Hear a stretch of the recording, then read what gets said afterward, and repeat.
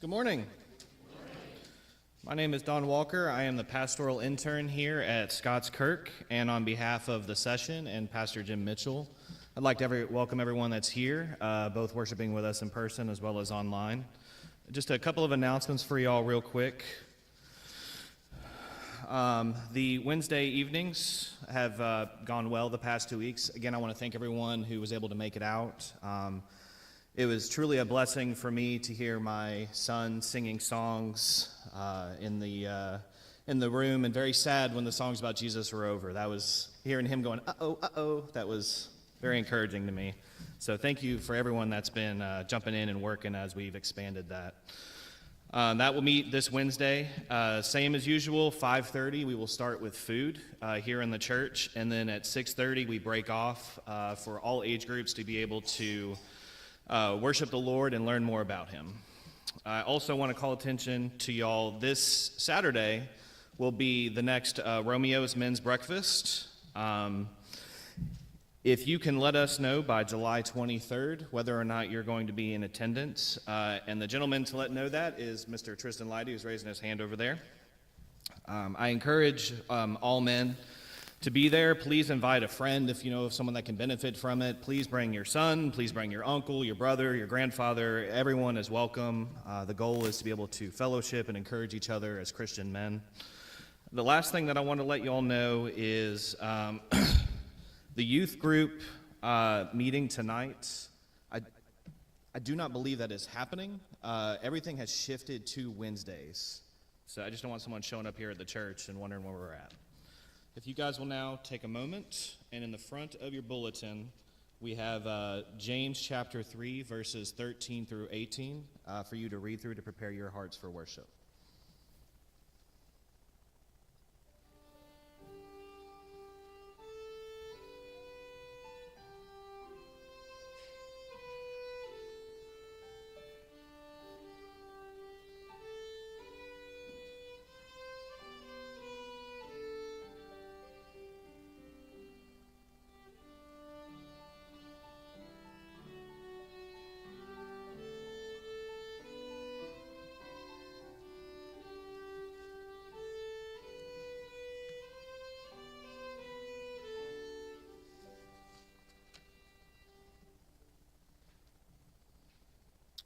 Our call to worship this morning is Psalm 100.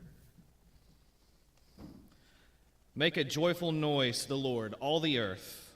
Serve the Lord with gladness. Come into his presence with singing. Know that the Lord, he is God. It is he who made us, and we are his. We are his people and the sheep of his pasture. Enter his gates with thanksgiving and his courts with praise. Give thanks to him. Bless his name. For the Lord is good. His steadfast love endures forever, and his faithfulness to all generations. If you'll now please stand with me as we worship our Lord together, as we sing Hallelujah, Hallelujah from the Trinity hymnal, which is number 10.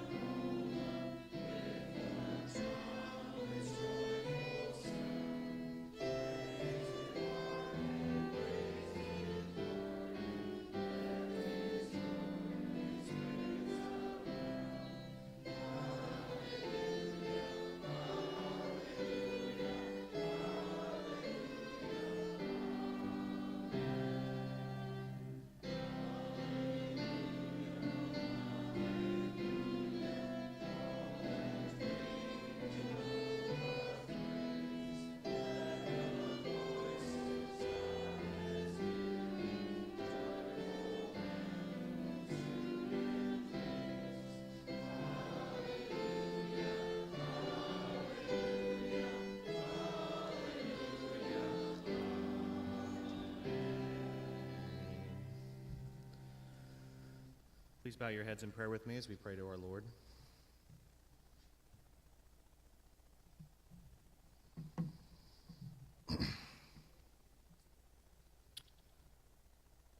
Heavenly Father, you alone are our God. From you we came in the beginning, and to you we return in the end. Receive us, O Father, in the name of your Son. It is in him that we come to you, in his offering up of his Spirit, that Holy Spirit that is both his and yours. In Christ's sacrifice alone we come to you. Receive us to yourself, O Father, and to your hands we put ourselves, in our worship and in our work. We pray all this in the name of our Lord and Savior, Jesus Christ, who taught his disciples to pray by saying, Our Father, who art in heaven, hallowed be thy name. Thy kingdom come, thy will be done, on earth as it is in heaven. Give us this day our daily bread, and forgive us our debts, as we forgive our debtors. And lead us not into temptation, but deliver us from evil. For thine is the kingdom, and the power, and the glory forever. Amen. You may be seated.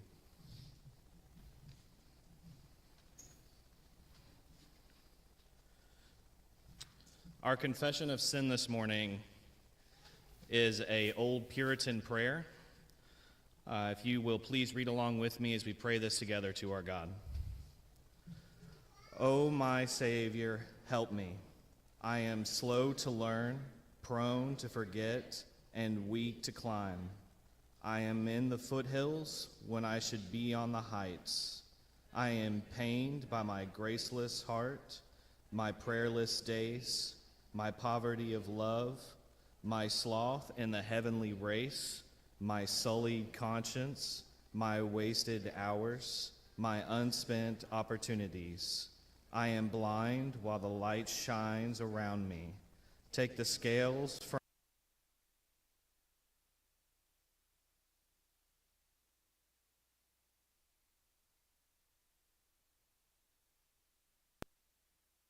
on you.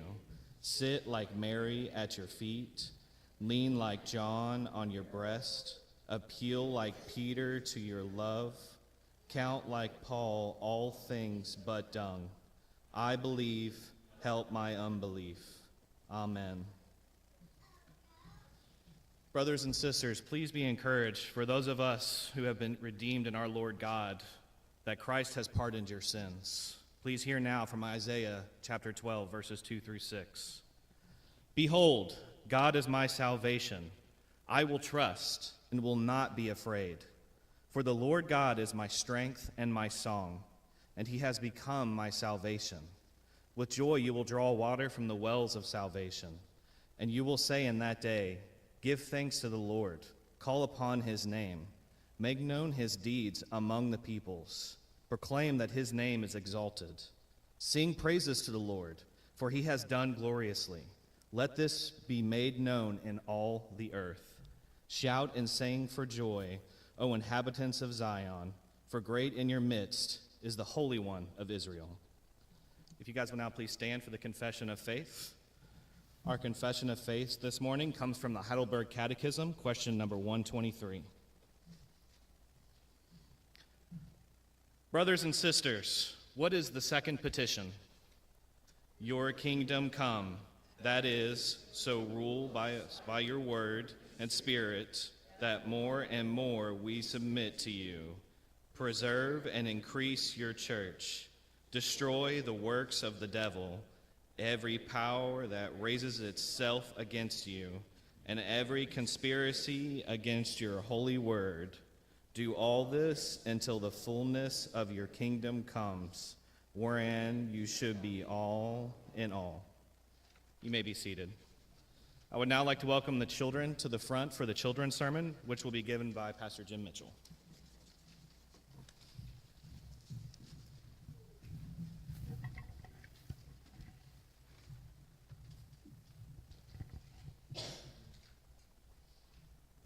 Good morning.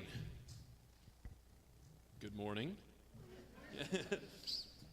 If I told you there are pigs outside flying right now, would you believe me? Probably not, because pigs don't typically fly. Perhaps. But here's the problem with being naive. Listen as I read the Bible today in our scripture reading in Romans.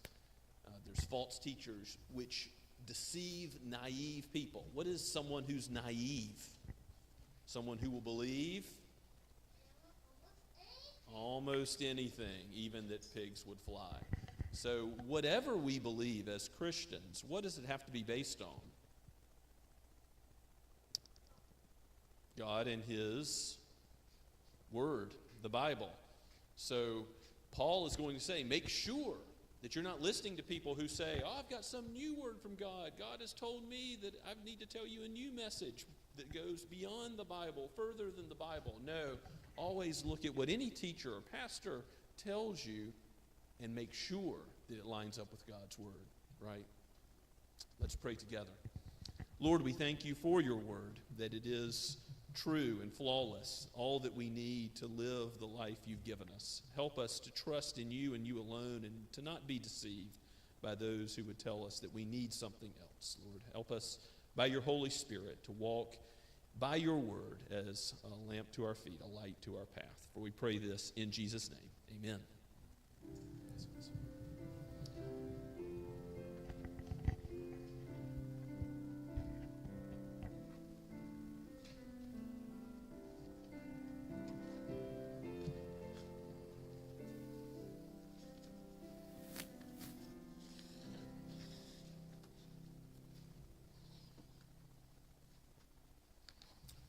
Our scripture reading this morning is chapter 8 of Proverbs. If you would please turn there with me, and we'll read along that together.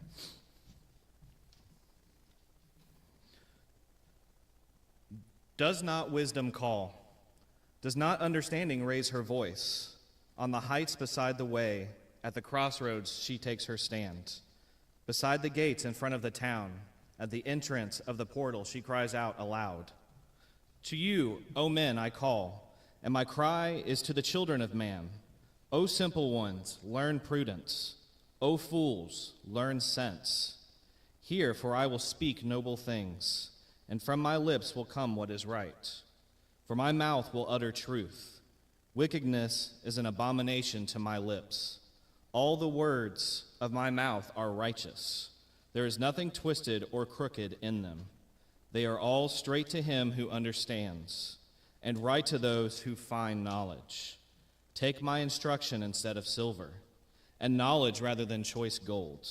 For wisdom is better than jewels, and all that you may desire cannot compare with her. I, wisdom, dwell with prudence, and I find knowledge and discretion. The fear of the Lord is hatred of evil. Pride and arrogance and the way of evil and perverted speech I hate. I have counsel and sound wisdom.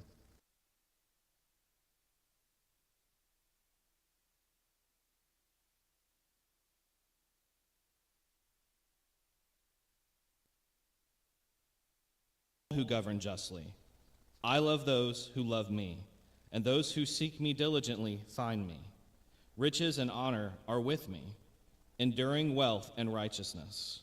My fruit is better than gold, even fine gold, and my yield than choice silver. I walk in the way of righteousness, and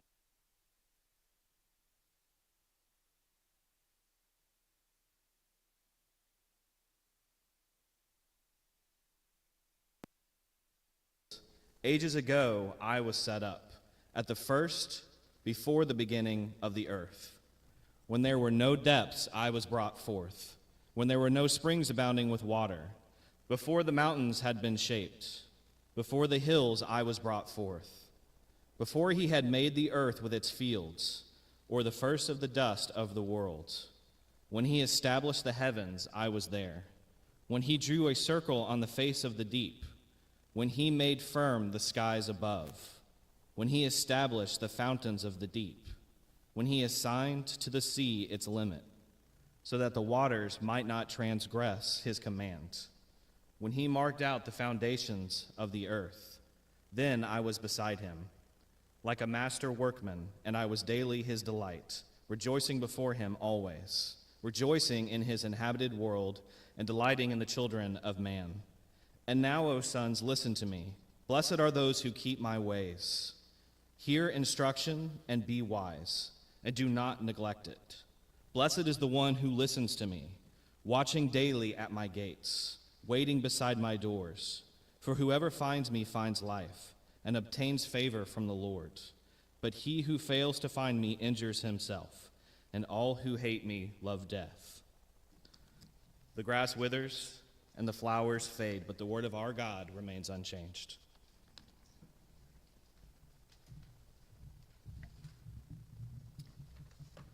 Let us bow before the Lord once again in prayer.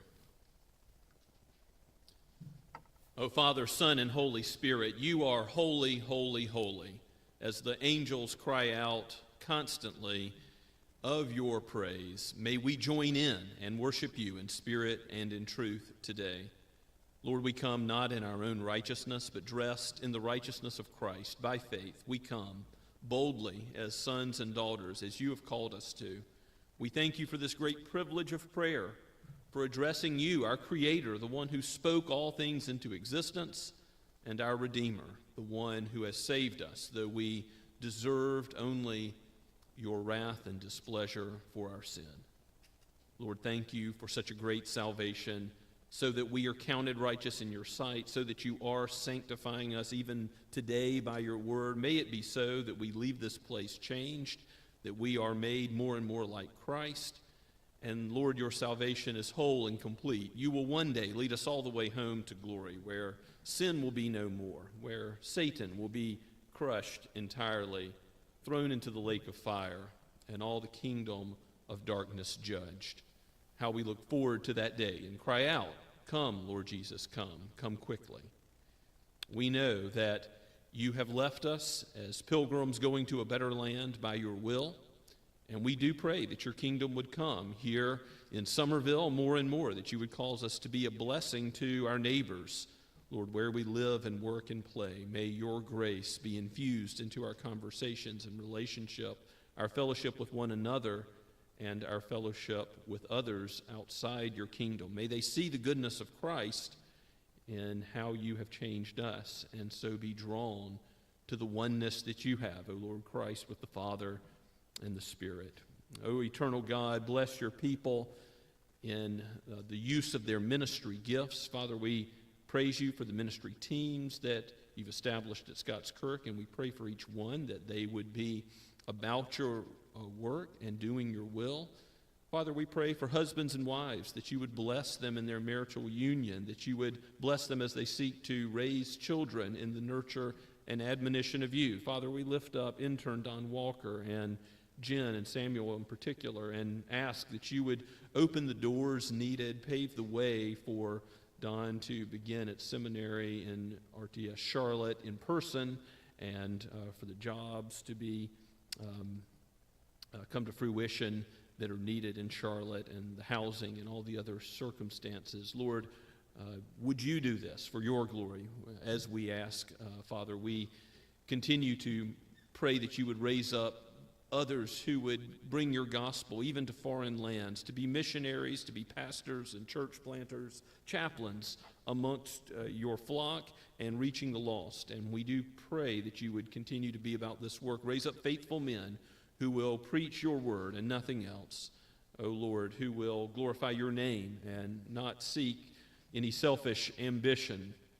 Father, we praise you for the deacons and elders you have given us at Scots Kirk, and we ask that you would guide and direct their feet by the light of your word, that you would keep them fixed upon your glory, and that you would raise up other men like them, Father, who will watch over the flock and care for the needs of mercy and the needy. We pray, Lord, that you would bless those who are called to worship you from every nation, tongue, and tribe the world over. We do think of the various missions that exist in Bridge Europe and in Seed and Africa.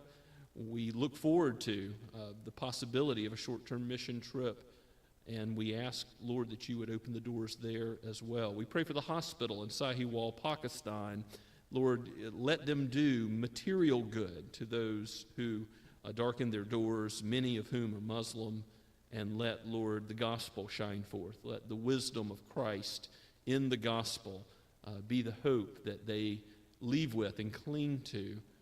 Continue to use this work for your glory, O Lord. Bless the Ackermans and their long service. Give them sustaining grace and prepare the next director of the hospital at Sahiwal. We ask for your name's sake, O Father. As you are Lord of Lords and King of Kings, we ask that you would bless those who rule in authority in high places. We think of our president and the Supreme Court and the Congress, the House, the Senate, our governor, local leaders. Father, bless with wisdom that they would bow before your word and the truth that your word reflects about reality. For you are the creator of all things. You know what human relationships require to go well in society. May your truth be the foundation of all those who rule. May they rule by wisdom indeed, even by the wisdom of Christ, for the praise of your glorious grace. And Father, even as you judge sin in this world in your wrath, remember mercy toward the church. We ask that you sustain your remnant and bless those of whatever denomination are gathered to worship your name today. If they truly trust in Christ and preach his word, bless them, Father, we ask. And, O Lord, we come to you with these things humbly, knowing that you are the God of peace. You are the one who has made the way for those who are at enmity, enemies with you by the gospel, by Christ doing what we could not do, dying the death we deserve to die, living the life we could not live. O Lord, may your gospel be our peace even today. For we ask this in the name of the Prince of Peace, even the Lord Jesus himself. Amen. As we stand to sing God's praise once again, let us do so from Trinity Hymnal number 691. It is well with my soul.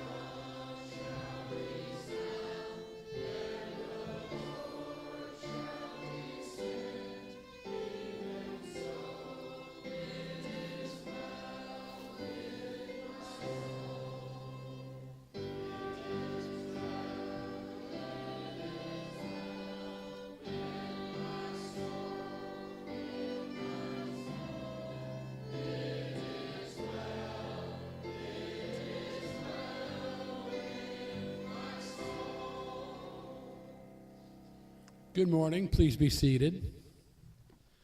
We'll pray for the offering this morning from Psalm 34, 17 through 19. Please bow your heads and pray. Lord, we cry to you for help, and you hear. You deliver us out of all of our troubles. You are near the brokenhearted. You save the crushed in spirit. You redeem the life of your servants. Thank you, Lord. Thank you for these tithes and offerings. Bless and multiply this offering according to your purposes. Amen.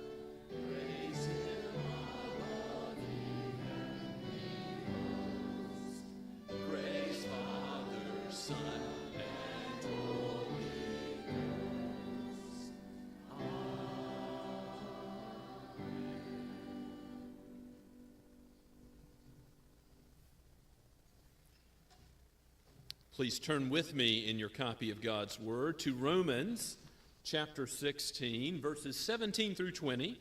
So only a few verses today, and then Lord willing, next week we'll cover the remainder of the final chapter of Romans. And by the way, I'm looking forward to next going through various Psalms with you. So we won't go in order through the Psalter, but for the rest of the summer at least, we'll be going through a number of Psalms in the Old Testament after the series on Romans is concluded. So Romans 16, verses 17 through 20, some commentators believe are written by Paul's own hand. We'll see next week that he has an amanuensis, a scribe who does the writing when he does the dictating for the bulk of the letter. But there's good reason to believe that these words are especially penned by Paul as a warning and a glorious hope and encouragement to the people at Rome, to the church at Rome, and indeed by the Holy Spirit to each of us today as we read God's holy word. Let's pick up at verse 17. This is the very word of God. I appeal to you, brothers, to watch out for those who cause divisions and create obstacles contrary to the doctrine that you have been taught. Avoid them, for such persons do not serve our Lord Christ, but their own appetites. And by smooth talk and flattery they deceive the hearts of the naive. For your obedience is known to all, so that I rejoice over you, but I want you to be wise as to what is good, and innocent as to what is evil. The God of peace will soon crush Satan under your feet. The grace of our Lord Jesus Christ be with you. Let's ask for God's help. O Holy Spirit of God, you have given us your word, all of it, in the Old Testament and the New, for our benefit, for our encouragement and correction. May you use your word today, even as it is sharper than a two-edged sword and knows us better than we know ourselves. Lord, discover those places in us which ought to be changed and conformed to the image of Christ. And if there are any who have not yet trusted in the grace of the gospel and the Lord Jesus Christ, the very wisdom of God, open their hearts to embrace him by faith today. We pray in Christ's name, amen.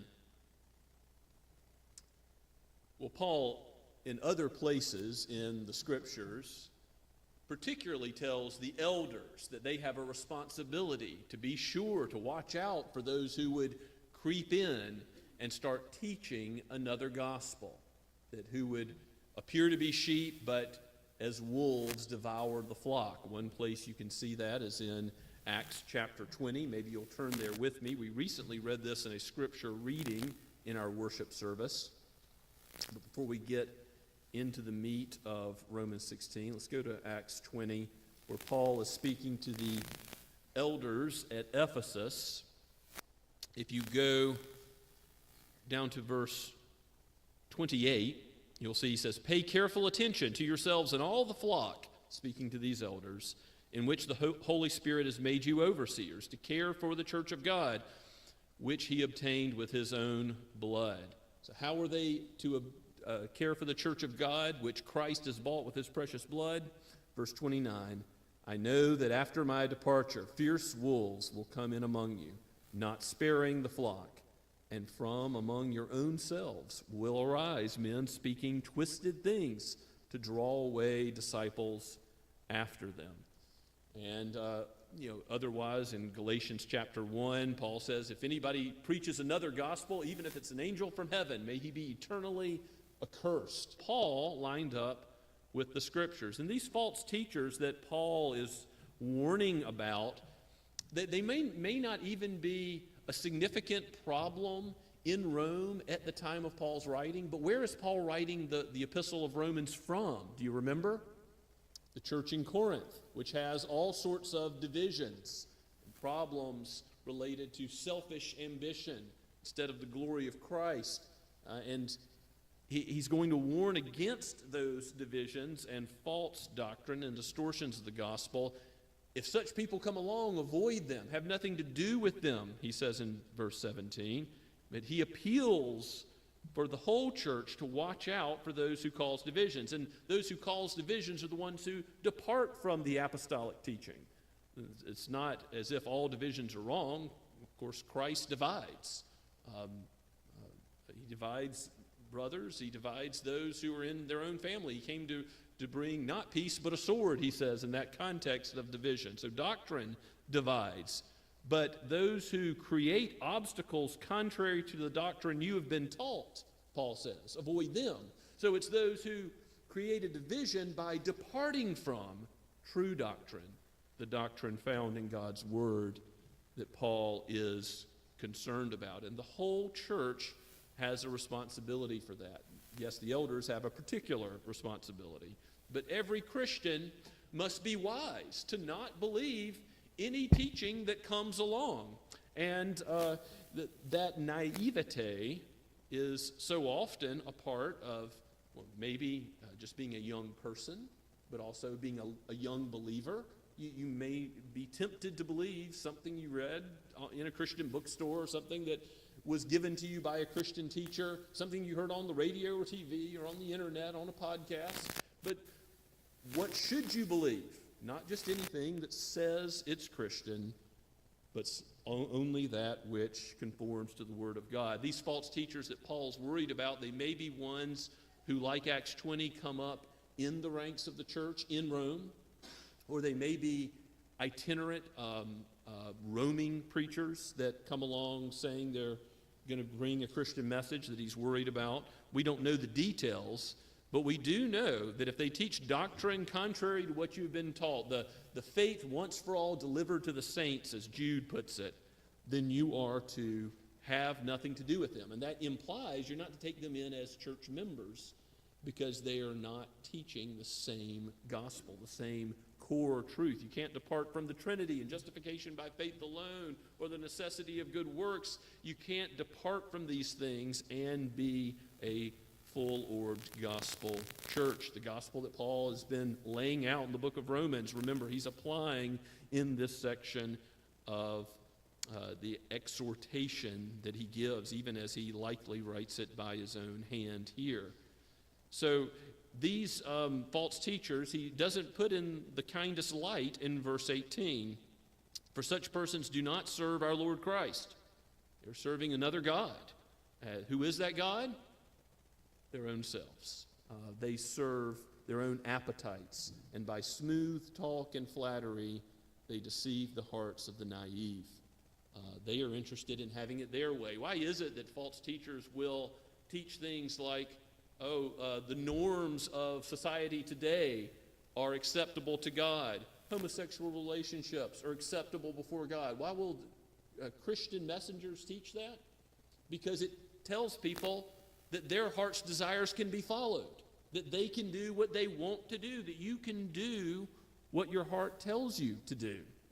And God is condemning these false teachers for serving their own appetites and leading others astray likewise, by flattering them, by saying, you're right in your own hearts and your own desires, and they deceive the hearts of the naive. And if we're going to not be simple and follow wisdom, as the book of Proverbs puts it, we must seek Christ. We must seek the Word of God. We must seek wisdom to grow in the grace and knowledge of the Lord Jesus Christ. For how will we not be naive? Only by this Word teaching us more about who God is, who we are, what to expect in this world, and yes, even how to prepare for false teachers coming amongst the Christian world we live in, and even in the church. So as we consider this, I do think we need to be aware of the risk that it can happen here. It can happen in a gospel-committed church, that someone twists something and says something that's a little strange. We all ought to be aware of this danger and take heed and not say that we stand lest we fall. We must always be committed to the purity of the gospel. That goes for the whole congregation. And to keep our eyes fixed on the author and finisher of our faith, the embodiment of wisdom, which is Christ himself.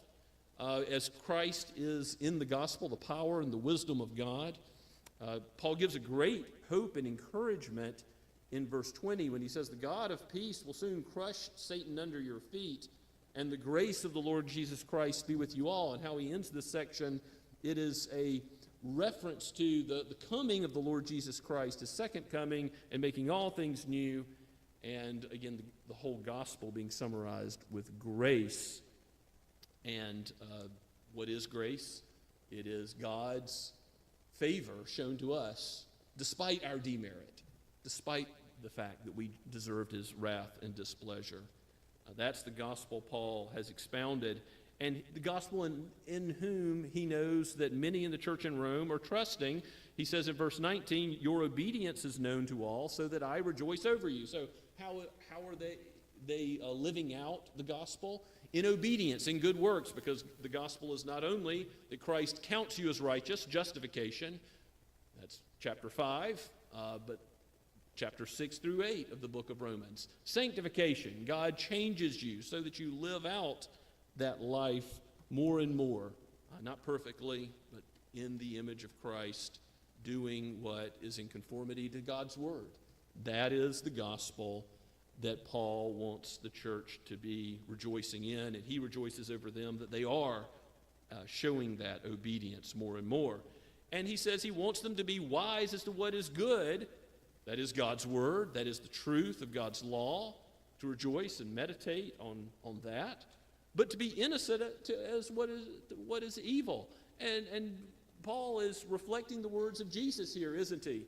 To be, as Jesus sends the disciples out as sheep among wolves, he says that they are to be innocent as doves, while wise as serpents. We are to be wise regarding the schemes of the devil and the Word of God as it teaches us about ourselves and the evil one and the kingdom of darkness and the truth of God's Word. But we're not to be experts in evil. We're not to be experts in all the things that the world is experts in. To be innocent and not spend our time and energy to know about all the intricacies of evil. Now, Paul, if you didn't notice, has not brought up the evil one's involvement in the book of Romans explicitly up to this point. Paul definitely believes that there is a Satan, a devil, and a kingdom of darkness, and Satan and his minions are a reality that affect the world, and we could show that from several different places, but maybe you'll go with me to Ephesians chapter 2 just to prove this point from Paul's other epistles of how ingrained this thinking is, even though it comes up late in the book of Romans. Let's look at Ephesians, a couple places, but chapter 2, verses 1 through 3, to speak of our own sin, first of all. Jesus says, those that do not know him are of their father, the devil.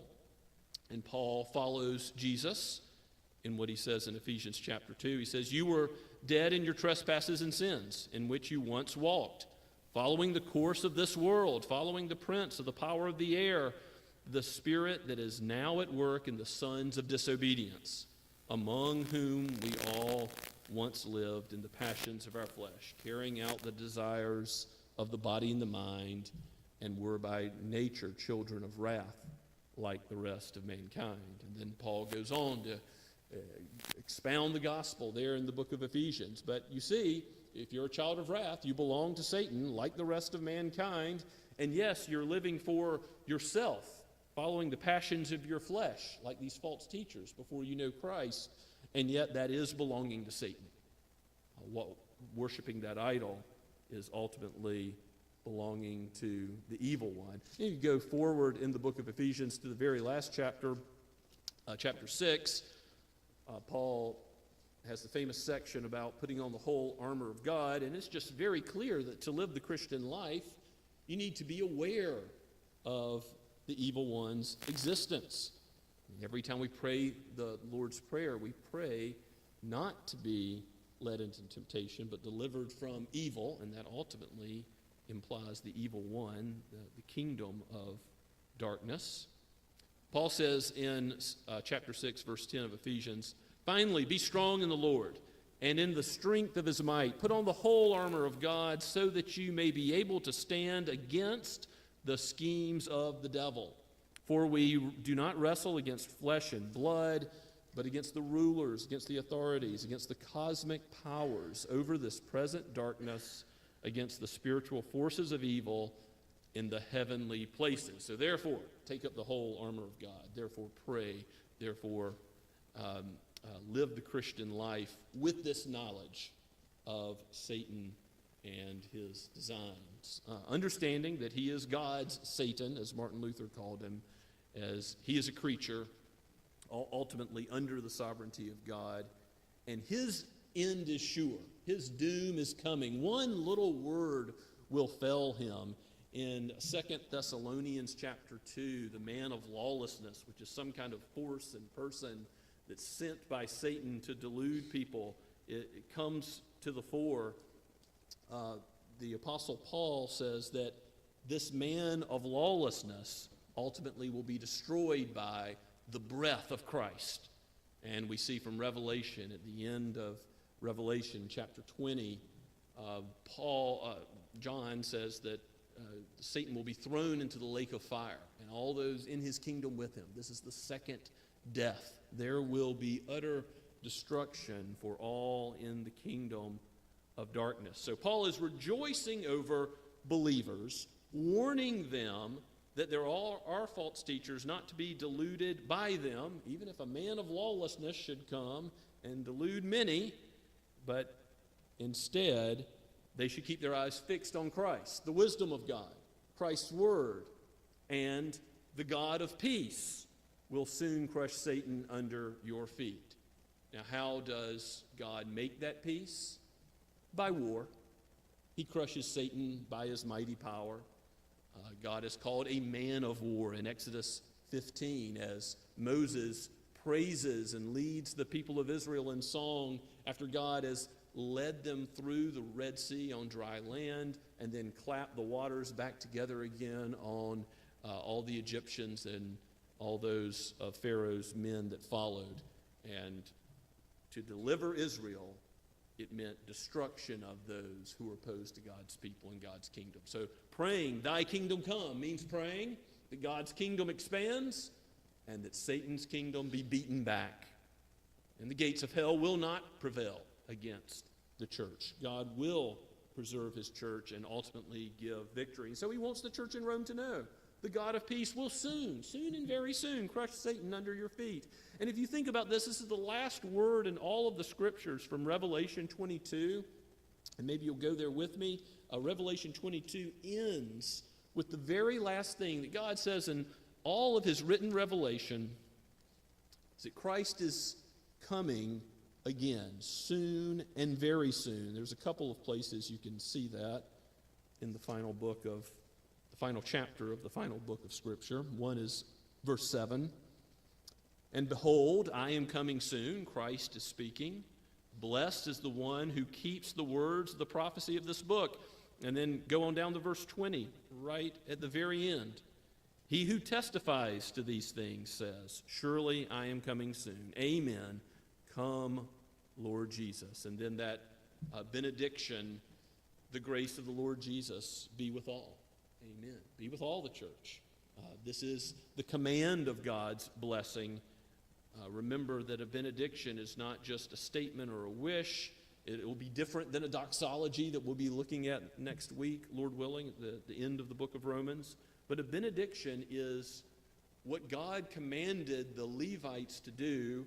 Pronounce that Aaronic benediction that the Lord will bless you and keep you. And when he called them to do that, he said, I will put my name upon the children of Israel, and I will bless them. So the priests put the name of the Lord upon the children of Israel, but God blesses. This is a truth about his word that is of every believer who has faith in Christ. The grace of our Lord Jesus Christ is promised to be with you now and at that last day when Satan is crushed under your feet. You will have, as the armies of the Lord Jesus Christ, some involvement in that final battle and ultimately the victory of Jesus. Remember in Romans chapter 8, Paul talks about how we are more than conquerors with Christ Jesus. Well, we will be those who are conquering with him.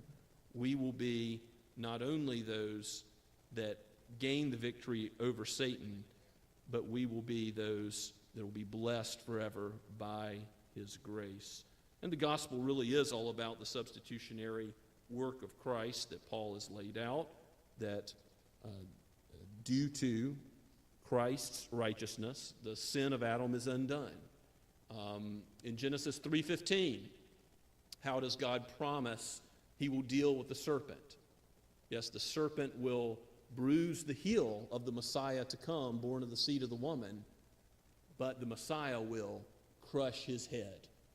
And that's what Paul is speaking of in verse 20, that Satan's head will be crushed, that theme that runs throughout the scriptures, that ultimately we should be encouraged in every good word and deed with the assurance that Christ is coming soon and very soon. Matthew 24:33 says, he is at the very gates. We're in the last days where the next thing that happens in redemptive history is that Jesus comes. The trump shall sound. And then there will be a resurrection of the dead. There will be a new heavens and a new earth. All those who belong to Christ will go to him. All those that belong to Satan will be judged and thrown into the lake of fire. This is the reality of the judgment that could happen at any time. No man knows the day or hour. No one knows the year either. There's no false prophet who can tell you what times Christ is coming. So that we're ready, so that we're prepared, so that we're about his business now. If you look at 2 Thessalonians chapter 2, the whole The whole chapter is about the man of lawlessness that I referenced earlier. Again, scholars debate exactly what this person, force, man of lawlessness sent by Satan is. But regardless of that, he deludes many. So that's the discussion throughout chapter 2. But then at the very end, there's a benediction in verses 16 and 17. Paul encourages the church to stand firm and says, "Now may our Lord Jesus himself and God our Father, who loved us and gave us an eternal comfort and good hope through grace, comfort your hearts and establish them in every good work and word." So with the grace of the Lord Jesus Christ abiding with you, do you have to fear being deluded by a great man of lawlessness? No. Nothing can separate you from Christ's love. But be on guard. You are co-heirs and you are co-conquerors, and God will ultimately give you the victory in Christ. Yes, the decisive battle was won on Calvary, but now the Lord Jesus Christ, on that last day, he will complete the mopping up operation as he crushes Satan completely. And that really should encourage us all. The Lord has given wisdom in Christ himself. And maybe one final scripture to go to in Colossians. There's a lot said about Christ and his character and who he is. But in chapter 2, first several verses, Paul wants to point the believers in Colossae to the wisdom of God found in Christ. And he says, despite trials, despite those trying to deceive you and delude you, here's what you need to know. Colossians 2, verse 1.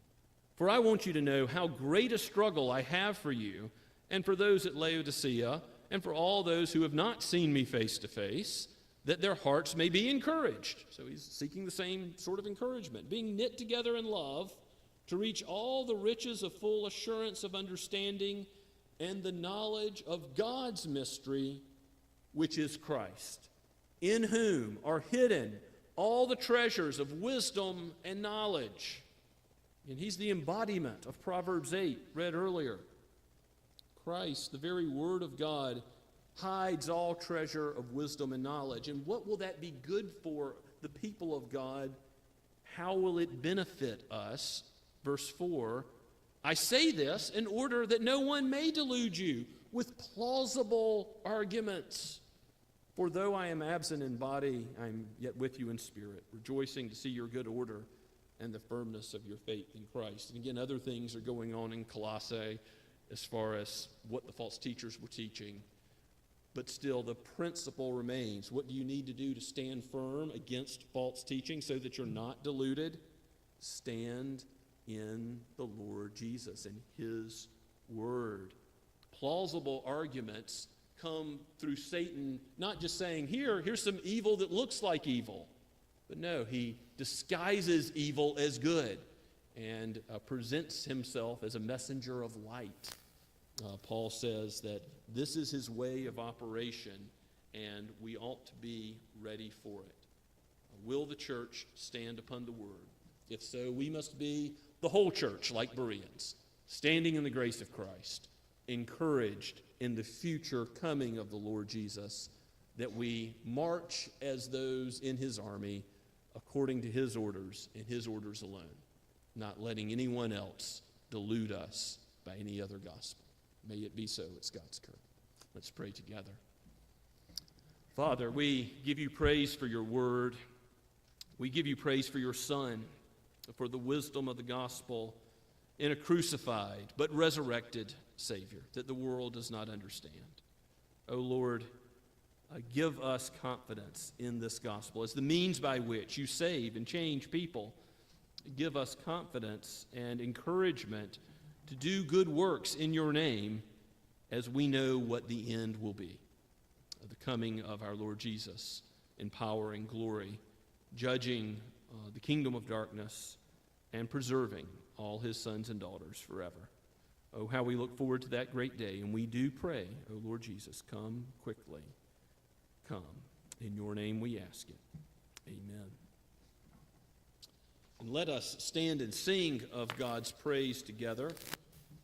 The hymn of God's peace, Trinity hymnal number 699, Like a River Glorious.